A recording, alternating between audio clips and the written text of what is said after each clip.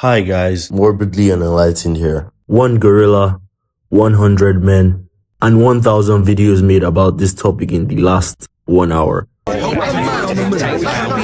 This topic has broken friendships. This topic has broken relationships. And as a matter of fact, this topic has broken the internet. And that is, in fact, the reason we are discussing it today. Some people believe one gorilla solos 100 humans, whilst the other camp argues against it. Make sure you stay till the end of the video because I will be revealing my take on who comes out on top of this battle.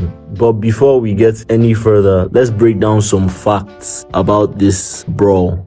And we're going to do this by comparing the two parties involved in this brawl. First up, what we need to understand is that the fight only accounts for the average adult human and the average adult gorilla. Because I've been hearing some people say silverback gorilla this, that was never the argument. The argument was strictly the average gorilla. In terms of size, the average human is 5'9" and about 175 pounds, both male and female. Gorillas on average are 5 feet tall, standing at about 390 pounds.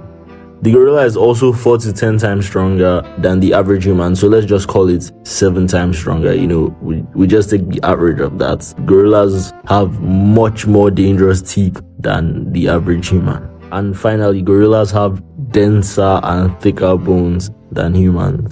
Now that the premise is set, let's discuss the specifics of this scenario. I'm going to give my opinion on who comes out on top at the end of the day. So there's going to be 100 humans squaring up to one gorilla. No tools, no throwing objects, no throwing rocks, just brute force from both parties and some on-the-spot strategizing. It will be set in a kind of dome experimental place or an event center that is like big enough to take the event. It's not really going to be set in the jungle because that gives the gorilla a slightly unfair advantage. So it's just going to be a scientific dome, and because we want to make it a scientific dome and we want to make it fair for all parties, both the scientists among the gorillas will input their knowledge with the human scientists to form this dome, just so that we can have a fair battle. I hope we're all keeping up. Okay, so let's just say we have 30 people from a random college lecture, 30 people from an Indian scam center, 30 random badminton players. Introducing the top 5 rookies in badminton today.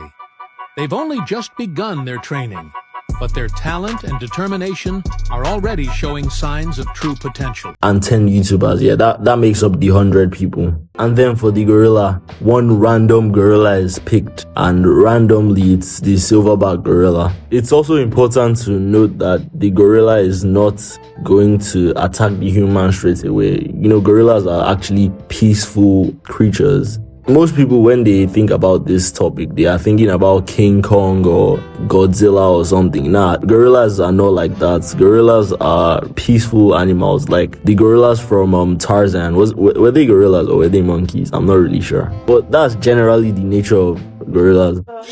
But for the sake of this experiment, for the sake of this scenario, the gorilla fighting has to be hostile. Things that are likely to happen in this brawl: a gorilla throwing somebody like on the walls of the dome, or like somebody trying to bite the gorilla, which wouldn't work, I know that for sure. Or like the gorilla bitch slapping somebody, something like that. But at the end of the day, at the end of the fight, at the end of the experiment, because that's what we're calling it, the humans are going to come out on top.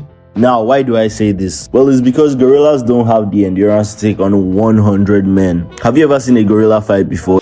It's typically short, like the attention span of a Gen Alpha iPad kid. Also, naturally, gorillas are not predators. They don't got that predatory instinct. Meanwhile, humans obviously do.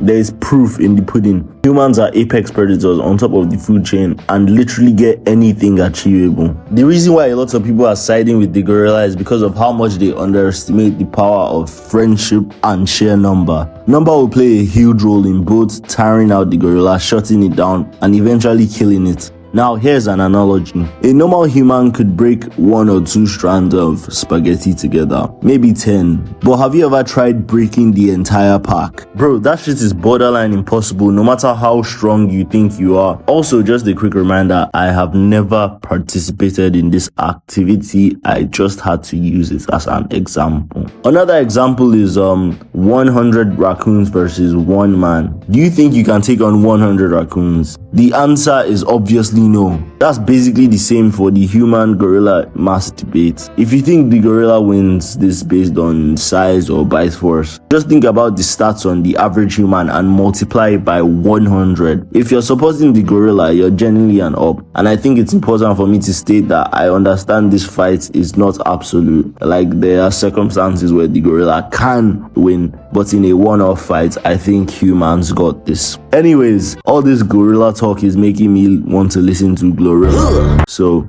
thank you for watching. If you enjoyed the video, make sure to leave a like, share, subscribe, and most importantly, to stay morbidly unenlightened. I will catch you guys in the next one. Ciao.